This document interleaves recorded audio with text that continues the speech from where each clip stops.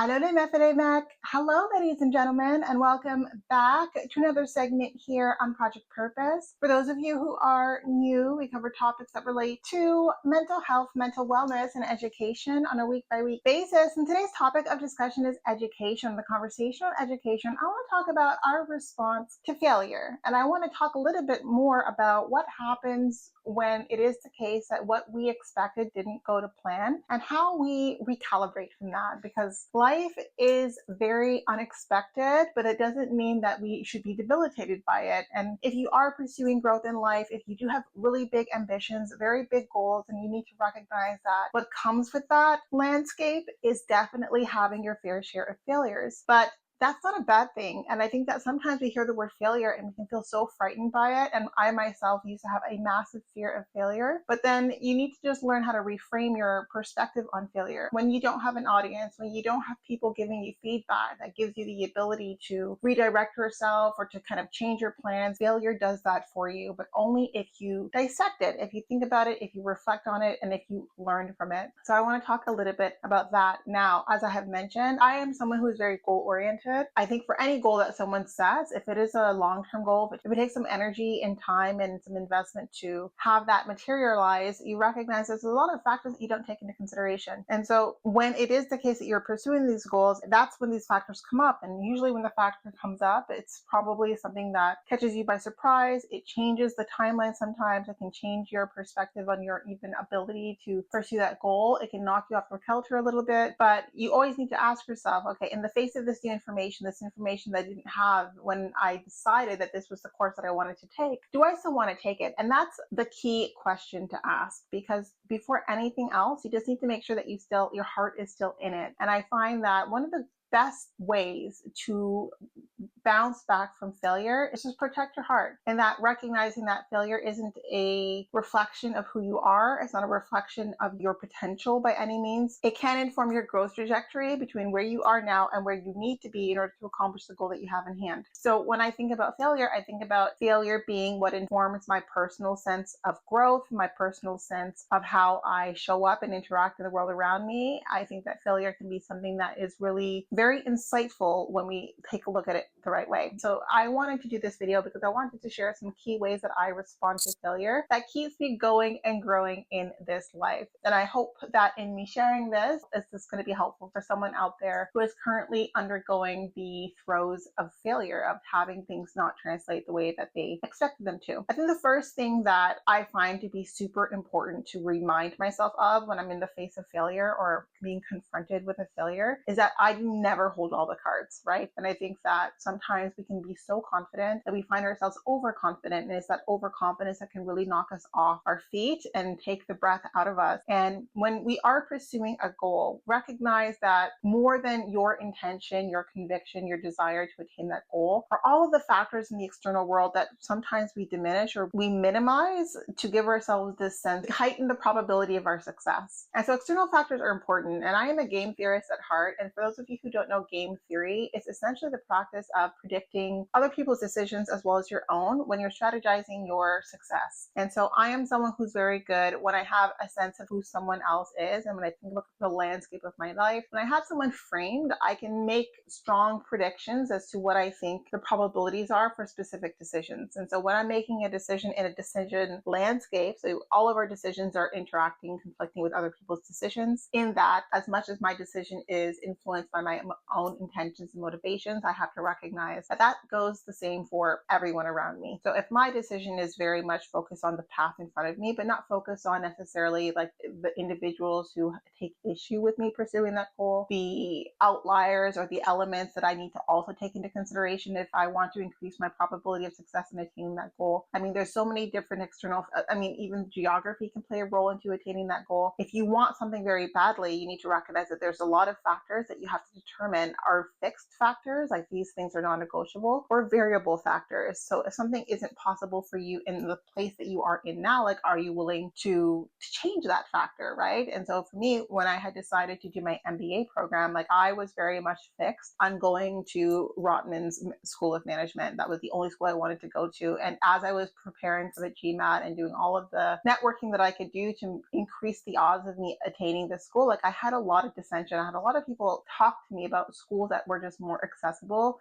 and would be less competitive to get in. But for me, like, this was a very single track focus. And it took me a couple of years in the making before I actually ended up getting in, to be honest. It wasn't an easy goal, and it involved a lot of sacrifice along the way. So in that sense, I'm pretty good at establishing 2 to 3 year goals and then having them materialize. They only materialize because I take the information that I'm given at different checkpoints. At different checkpoints, if I recognize that there's this one thing that I thought I was good at, not good at, but if I recognize that, for this next level, I need to get better at it to be able to compete at that level, then I'm happy to do that. Like, I'm happy to take the information that the environment is giving me, to accommodate, to adjust, and to make pivots so that I increase my probability of succeeding. In other cases, the outcome for me can be a little bit more fluid. If I think about a goal in fitness, for me, my fitness goals have nothing to do with weight. It has everything to do with cut, right? So when I think about my fitness goals, it never involves a scale, but it does involve the reflection that I see when I'm looking in a mirror. So in that sense, it's less of a fixed goal. It's much more of a variable goal, a much more fluid by way of how those outcomes translate. Now, another element about goal setting, about failure, that I think is really important that we all recognize is failure doesn't tell us who we are. It tells us where we are on the path of what it is that we hope to attain. So I think that when I think about failure and how it translates for the things that I have that I would like to accomplish in my life, I feel like failure, I can take the failure, and if I extract the information from it,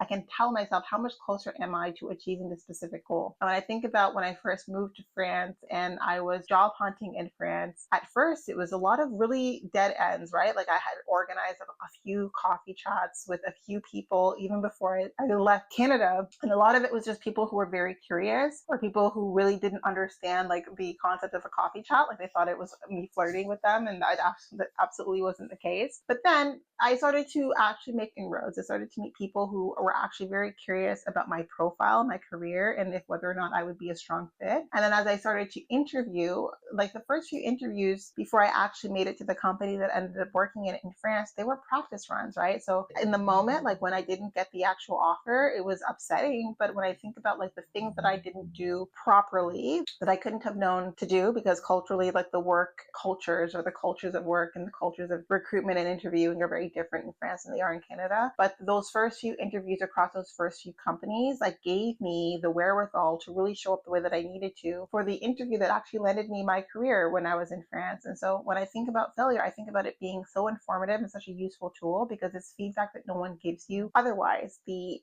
circumstances are what gives you the feedback. So when you think about the misses and the things that you did wrong and how it was that you approached the situation, like you really need to go very much inwards and think about like your role in you not still attaining the things that you want. And this is even if you have like people campaigning against you. I think that all it does is it increases the stakes, right? Like if you are not necessarily like in your own little corner and no one disrupting you, pursuing a goal that you want, like if you have a lot of players with a lot of different intentions and motivations like conflicting with your own, it just means it's a different stakes kind of game, but it doesn't necessarily mean that your failure is imminent. And I don't think there's ever any scenario where your failure is imminent, right? But you just need to recognize like, well, what can I do? Like what decisions can I make that will create a climate for my success? And only with the information that you derive from the failures that you experience will you understand that. And so for me, like if I have one thing that I really, really want, then a lot of factors as I pursue that goal, I recognize I need to be a little bit more flexible about. I can start a goal and have my non-negotiables and then my variables. And then I see how those shift and change as I get more information in pursuit of that goal. So I think one of the things that is really important to do is understand what your non-negotiables are. And if there's something that is not a non-negotiable, if it is a variable, then be flexible on how you communicate about that so that you're not being rigid about something that can get you closer or like further inroads towards your goal if you just communicate it and frame it the right way. Now, another thing about failure that I think is really, really important is that it gives us a sense as to our own resiliency. I think our reaction and our response to failure tells us a lot about where we are by way of our own sense of self-concept, our own sense of ability to bounce back, to be resilient, to endure. The goals that are the hardest to attain feel the best when you finally attain them because you recognize that you did the work, right? Like you had those honest conversations with yourself, you made the necessary pivots, you did the things that you needed to do to help you attain that goal. But if you cut corners, if you lost your sense of integrity, if you did things that you're not proud of and still you didn't attain the goal, then of course that's going to feel horrific because you stepped out of alignment thinking that it was going to get you what you wanted. And then in doing that, you still didn't get what you wanted, but now like you've kind of messed with the external perception of you as well. So I think that when it comes to failure could be circumstantial, things outside of your control, but it also could be the way that you chose to show up. And I think that one of the things that we can all learn from failure is like the importance of character. And I think that when things don't go well, showing up your best self, regardless of how things seem as though they're going to go, can be the best way that you equip yourself when addressing and when dealing with failure. And also not cutting corners to attain success. I am not someone who believes that success is something that you can have sustainably if you cut corners and did unscrupulous things to get it. I think if you want a success that is sustainable, and I think maybe this is why for me, like I'm happy to take the hard, long path. I think a success that is sustainable is a success that is achieved without cutting corners, without deceit, without unscrupulous behavior. It's a success that is clean, right? Like you don't have to wash your hands of anything. Like this success was hard fought for, hard won, so on and so forth. In all cases, I think, and what I'm here to share with you is if you are going through the emotions that come with recognizing that you're not going to attain or you haven't attained a goal that you want, but you still really want it, then go to the drawing board, figure out what your non-negotiables are, figure out what your variables are, what things are you flexible on so that you can continue pursuing your goal. Think about like what have you achieved despite the key outcome being a failure? Like what progress have you actually made? Where can you actually give yourself kudos? And while also being very upfront with yourself about what areas of growth that you need to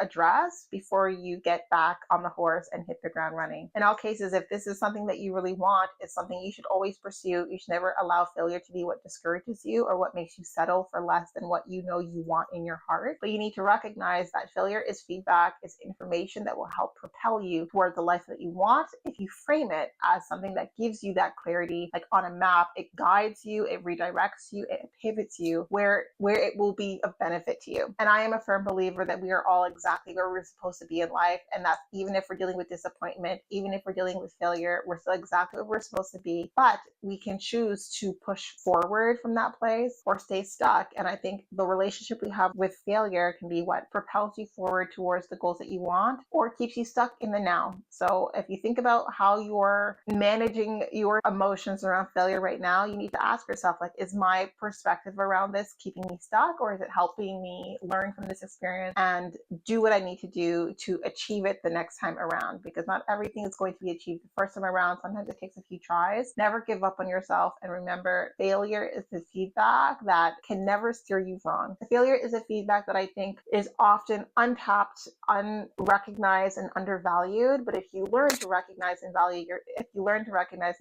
your failures for the information that they contain, then you're setting yourself up for success in the long term. In any case, that was the topic of conversation that I wanted to have with you today. Some food for thought for you. Now, if I have piqued your interest, we do now offer full-length development programs to anyone who is interested in focusing on just having that sense of self-mastery, learning life skills that will really enable them to pursue the things that mean most to them in life and cultivate a life that they feel is a fulfilling and meaningful life as well. I think sometimes we underestimate the impact that investing in our competencies around growth, focus, clarity, around development. I think if we focus on these pillars outside of our work environments, it would be of such benefit to us. So I've offered some 12-week programs, or even you can even take a short module and these are programs for adults that we offer to help you cultivate that self-mastery to derive more meaning in life. And we also do provide programs for parents and children alike. These are our parent-child workshops focusing on cultivating resilience and and grit in children by focusing on cultivating a sense of intellectual development and critical thinking. And we feel like the basis of these things are really focusing on cultivating a strong sense of autonomy, self-efficacy, compassion, and self-concept. So if you're interested in those programs, we are offering a free parent-child workshop focusing on self-concept on February 1st. If you are interested, be sure to check out the link in the comments. You can do the survey and then also register to participate. And again, like if you are still here, definitely leave a like, follow us. Every follow is so helpful. Our community is growing slowly but surely with every one of you who feels like, hey, like this is something that I really feel I can align myself to. So yes, definitely show your support. And I look forward to chatting with all of you very soon. We'll talk to you later.